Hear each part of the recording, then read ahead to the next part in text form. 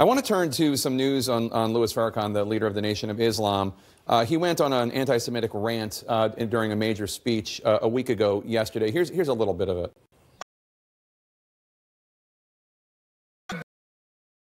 Jews were responsible for all of this filth and degenerate behavior that Hollywood is putting out, turning men into women and women into men.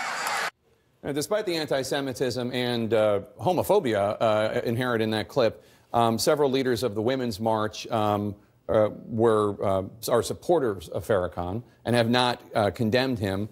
Members of the Congressional Black Caucus who have met with him were asked for their comments, and one of them, Congressman Danny Davis, not only refused to denounce Farrakhan, he said the world is bigger than him and his Jewish question. Why is it so tough for some people to condemn a rabid anti-Semite who is also a misogynist and anti-LGBTQ? It should not be, but the reason this is relevant to our political world is, as you just noted, that there's disagreements, that people are going to be asked if they're going to denounce it for good reason, and there will be alignments that have been together, women, the CBC, others, that will have division over this. Why can't people criticize it? I mean, past relationships, their own caucuses and constituencies sometimes play, but it's still hard to understand. I mean, it's a pretty low bar to denounce something like that. And the people who are, supporting the Women's March, what are they out there supporting for? Equality and all this stuff. And that is the opposite of equality. So how is that that hard to denounce? And it shouldn't be.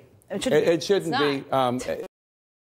And yet there's been reporting about, I think the Wall Street Journal reported on like a secret meeting that Keith Ellison, who's the vice chair of the DNC, had with a group of people, including Farrakhan. There was a secret meeting that the Congressional Black Caucus had with him.